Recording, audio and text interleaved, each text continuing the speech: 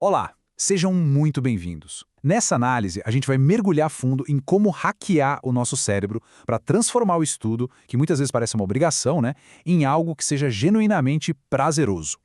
Bom, vamos começar com uma pergunta que, olha, muita gente já deve ter se feito. Por que é tão fácil passar horas rolando o feed de uma rede social, mas abrir um livro por 20 minutinhos parece uma verdadeira tortura? Os materiais estão ali, na mesa, mas a cabeça está em qualquer outro lugar.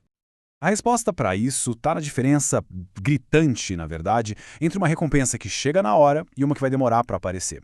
Existe uma guerra interna acontecendo no cérebro, uma que a maioria das pessoas nem percebe. E nessa guerra, ele quase sempre vai preferir o atalho, o caminho mais fácil. Isso nos leva direto ao nosso primeiro ponto, o dilema da dopamina. É aqui que a gente vai entender por que o cérebro tem essa preferência pelo caminho de menor esforço e como isso acaba sabotando a nossa concentração.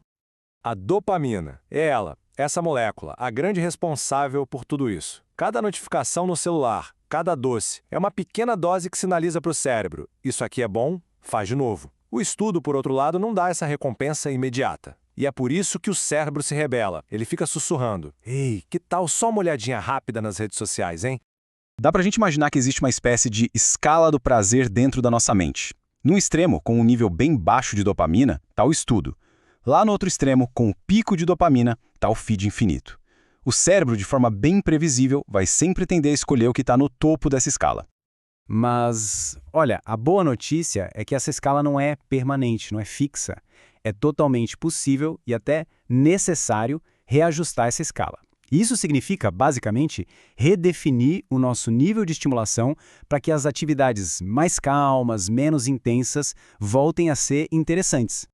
O grande problema é que o cérebro ficou dessensibilizado. Ele se acostumou tanto com estímulos super intensos e rápidos que as atividades normais, como, sei lá, ler um capítulo de um livro, parecem incrivelmente sem graça na comparação.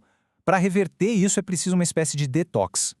E existem 3 regras bem simples para esse detox. Primeiro, uma caminhada diária em silêncio, sem celular, sem música. Segundo, a regra dos 30 minutos. Nada de telas na primeira e na última meia hora do dia. E terceiro, meditação diária, para equilibrar os neurotransmissores. E um detalhe, aquele desconforto no início é o maior sinal de que está funcionando. Ok, com o cérebro mais reajustado, o próximo passo é tornar o ato de estudar em si algo viciante. A ideia aqui é transformar o aprendizado num jogo que o cérebro queira de fato jogar. E a chave para isso é a fragmentação de tarefas. Em vez de uma meta gigante e vaga como estudar matemática por 2 horas, o ideal é quebrar isso em micrometas, bem detalhadas. Cada pequena tarefa concluída vira uma pequena vitória, e isso libera uma dose sutil, mas importante, de dopamina. E para potencializar ainda mais, a dica é associar cada micrometa a uma micro-recompensa. Um gole d'água, se alongar por 5 minutos até olhar pela janela. Pode parecer bobagem, mas é exatamente assim que a gente engana o cérebro para que ele associe o estudo a um prazer imediato. Ele não sabe diferenciar uma recompensa real de uma que foi criada artificialmente. Essa citação, que é atribuída a Einstein, nos lembra de uma coisa fundamental. O objetivo não é só absorver a informação, mas sim compreender de verdade. É nesse momento, no clique do entendimento, que o verdadeiro prazer de aprender aparece. Então, em vez de só ficar relendo o material passivamente, a proposta é transformar o estudo em algo ativo. Tente explicar o que acabou de aprender como se fosse para uma criança de 5 anos, sem usar palavras difíceis. Verbalizar o conhecimento cria conexões neurais muito mais fortes e gera uma satisfação que a simples memorização nunca vai proporcionar. Mas é claro, todos esses truques mentais só vão funcionar se a base, o físico, estiver sólido. É como ter um software incrível rodando num hardware super antigo. A gente precisa dar um upgrade no próprio cérebro. E esse upgrade começa com o sono. Olha só que interessante. O cérebro não armazena as informações na hora que a gente estuda, mas sim enquanto a gente dorme. É durante o sono que acontece a consolidação da memória, o momento em que o cérebro decide o que vai guardar a longo prazo. Virar a noite estudando? Péssima ideia. Sem um sono de qualidade, esse processo todo falha. Outra carta na manga é o exercício físico. Quando a gente se exercita, o cérebro libera uma proteína chamada BDNF, que funciona como se fosse um fertilizante para os neurônios. É sério. Ela ajuda a criar novas conexões cerebrais e melhora drasticamente a capacidade de aprendizado. E agora, uma realidade um pouco assustadora: a curva do esquecimento. É frustrante, mas é real. Metade do que se estuda desaparece da memória em 1 hora. Em um dia, 70% já foi embora. Mas, felizmente, existe uma forma de quebrar essa curva.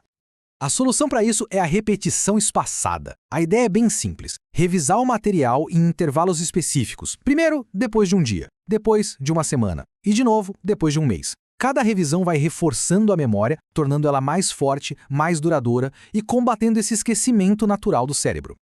Bom, com o cérebro otimizado e com as técnicas de aprendizado em mãos, a gente chega na etapa final: reprogramar a mente para o sucesso, aplicando todo esse kit de ferramentas de forma consistente. E aqui vem uma verdade que, às vezes, é difícil de ouvir. O cérebro não está quebrado. Ele só foi mal programado. Pensa bem, foram anos de condicionamento que o ensinaram a preferir sempre a recompensa instantânea. A ótima notícia é que as ferramentas para reescrever esse código estão todas aí, disponíveis. Porque, no fim das contas, saber de tudo isso não é o que faz a diferença. Conhecimento por si só não é poder. Conhecimento aplicado, isso sim é poder. Não adianta só assistir a esta análise e seguir em frente. A chave é escolher uma dessas estratégias e começar a testar. O grande segredo não é lutar contra a nossa natureza, mas sim redirecioná-la. O objetivo final é fazer o cérebro desejar o conhecimento com a mesma intensidade que ele deseja um like. E a pergunta que fica no ar é: de todas essas ferramentas, qual delas será a primeira a ser colocada em prática?